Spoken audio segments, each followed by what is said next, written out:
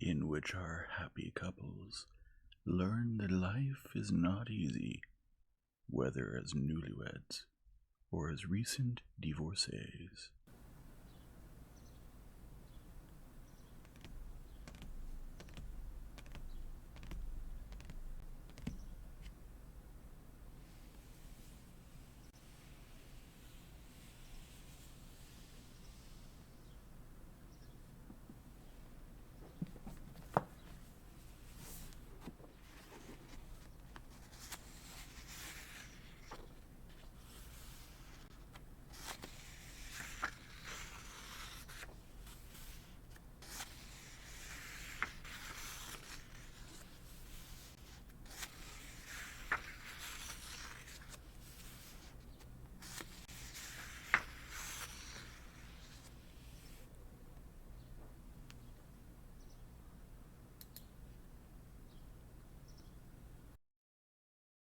Chapter 7.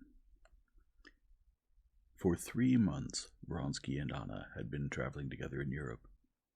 They had visited Venice, Rome, Naples, and had just arrived in a small Italian town where they wanted to stay for a while. The handsome maître d'hôtel, his thick, pomaded hair parted from the nape up, wearing a tailcoat and a wide white cambric shirt front, a bunch of charms on his round pot belly, his hands thrust into his pockets, his eyes narrowed contemptuously, was sternly saying something in reply to a gentleman who stood before him.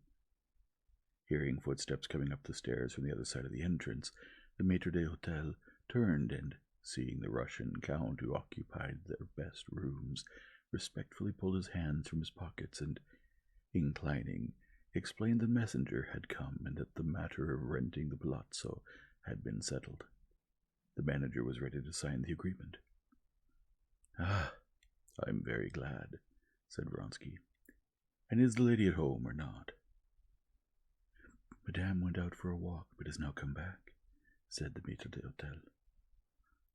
Vronsky removed his soft, wide-brimmed hat, took out a handkerchief and wiped his sweaty forehead and his hair, grown halfway over his ears, and combed back to cover his bald spot. Glancing distractedly at the gentleman, who was still standing there studying him, he was about to go in. "This gentleman is a Russian and has asked about you," said the maître d'hôtel. With a mixed feeling of vexation at being unable to get away from acquaintances and of desire to find at least some distraction from the monotony of his life, Vronsky glanced once again at the gentleman, who had moved aside and then stopped. The two men's eyes lit up simultaneously. "Golenishev! Vronsky!" It was indeed Golenishev, Vronsky's comrade in the Corps of Pages. In the Corps, Golenishev had belonged to the Liberal Party. He had left the Corps with civil rank and had not served anywhere. The comrades had totally drifted apart after leaving the Corps, and had met only once since.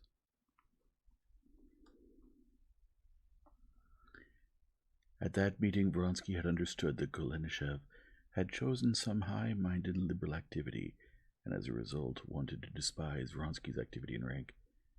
Therefore, on meeting Golenishev, Vronsky had given him that cold and proud rebuff he knew how to give people, which meant, "You may or may not like my way of life. It makes absolutely no difference to me. You must respect me if you want to know me." Golenishev, however, had been contemptuously indifferent to Vronsky's tone. That meeting ought, it would seem, to have estranged them still further. Now, however, they brightened up and exclaimed joyfully on recognizing each other. Vronsky had never expected that he could be so glad to see Golenishev, but he probably did not know himself how bored he was. He forgot the unpleasant impression of their last meeting, and with an open, joyful face offered his hand to his former comrade. The same expression of joy now replaced the earlier uneasy look on Golenishev's face. "I'm so glad to see you," said Vronsky, baring his strong white teeth in a friendly smile. "And I heard Vronsky, but which Vronsky I didn't know. I'm very, very glad. Let's go in. Well, what are you up to?" It's the second year I've been here, working. Ah, Vronsky said with sympathy. But let's go in. And by a common Russian habit, so as not to say in Russian what he wanted to conceal from the servants, he began to speak in French. Do you know Mademoiselle Karenina? We are traveling together. I'm on my way to see her, he said in French, peering intently into Golenishev's face. Ah, I didn't know, Golenishev replied indifferently, though he did know. Have you been here long? He added. Aye, 3 days, Vronsky replied, once again peering attentively into his comrade's face.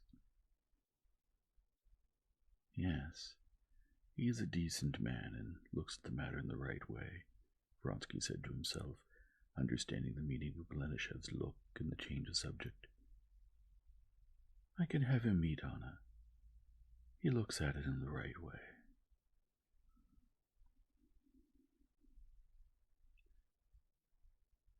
In those 3 months he had spent with Anna abroad, Vronsky, on meeting new people, had always asked himself how this new person looked at his relations with Anna, and had found that the men, for the most part, understood it in the right way. But if he, or those men who understood it in the right way, had been asked what that understanding was, both he and they would have been in great difficulty. In fact, those who understood it, to Vronsky's mind, in the right way, did not understand it in any way, but behaved generally as well-bred people do with regard to all the complicated and insoluble questions that surround life on all sides, decently, avoiding hints and unpleasant questions. They pretended to understand fully the significance and meaning of the situation, to acknowledge and even approve of it, but considered it appropriate and unnecessary to explain it all.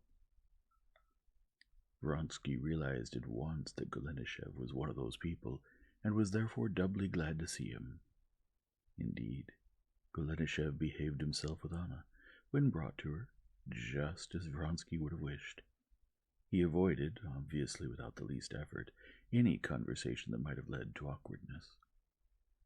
He had not known Anna before, and was struck by her beauty, and still more by the simplicity with which she accepted her situation.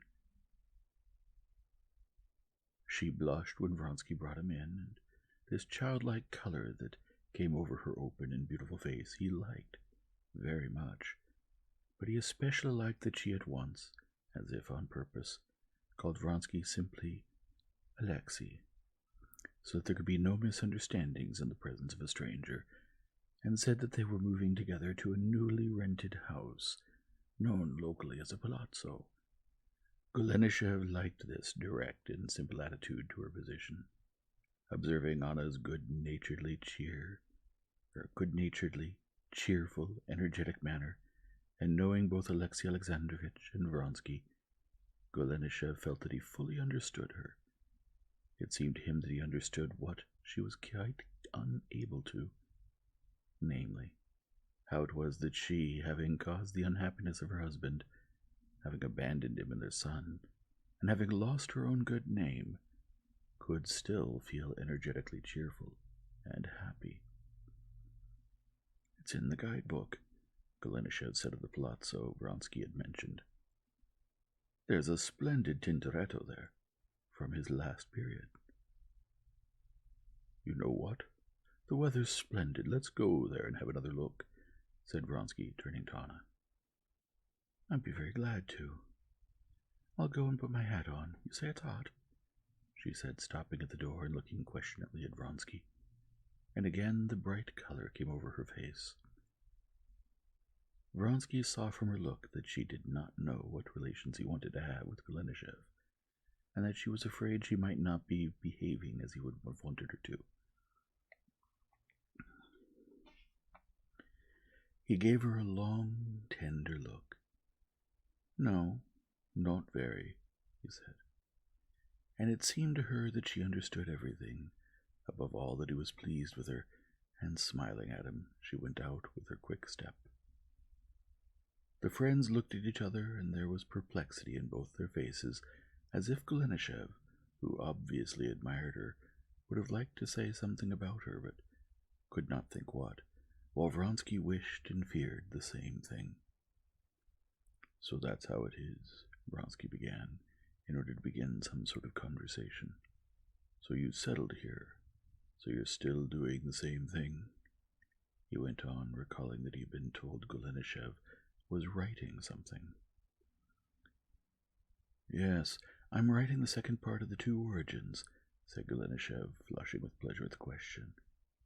"That is, to be precise, I'm not writing yet, but I'm preparing, collecting material. It'll be much more extensive and cover almost all the questions. We in Russia don't want to understand that we are heirs of Byzantium." He began a long, ardent explanation. At first, Vronsky felt awkward, not knowing the first part of The Two Origins, which the author spoke of as something well known. But then, as Golenishev began to explain his thoughts, and Vronsky was able to follow him, though he did not know The Two Origins, he listened, not without interest, for Golenishev spoke well. But Vronsky was surprised and disturbed by the irritated excitement with which Golenishev spoke of the subject that occupied him. The longer he spoke, the more his eyes burned, the more he hastened to object to imaginary opponents, and the more anxious and offended at the expression his face became. Remembering Golenishev as a thin, lively, good-natured, and noble boy, always the first student in the corps, Vronsky simply could not understand the causes of this irritation, and disapproved of it. He especially disliked the fact that Golenishev, a man from a good circle, put himself on the same level with some common scribblers who irritated him, and was angry with them. Was it worth it? That Vronsky did not like, but in spite of it, he felt that Golenishev was unhappy, and he was sorry for him. Unhappiness, insanity almost, showed on this lively and quite handsome face as he went on hurriedly and ardently voicing his thoughts, not even noticing that Anna had come out. When Anna appeared in her hat and wrap and paused by him, her beautiful hand playing in quick movements with her parasol, Vronsky tore himself with a sense of relief from the intent gaze of Golenishev's complaining eyes, and with renewed love looked at his enchanting friend, full of life and joy. Golenishev, recovering himself with difficulty, was at first dejected and glum, but Anna, kindly disposed towards everyone, as she was at that time, soon revived him with her simple and gay manner. After trying various topics of conversation, she brought him round to painting, about which he spoke very well, and listened to him attentively. They reached the rented house on foot and looked it over. "I'm very glad of one thing," Anna said to Golenishev on their way back. "Alexei will have a good atelier." "You must certainly take that room, dear," she said to Vronsky in Russian, addressing him familiarly because she already understood that Golenishev, in their seclusion, would be close to them, and that there would be no need to hide anything in front of him. "So you paint?" asked Golenishev, quickly turning to Vronsky. "Yes, I took it up a long time ago, and now I've begun a little," Vronsky said, blushing. "He has a great talent," Anna said with a joyful smile. "Of course I'm no judge, but judges who know have said the same thing."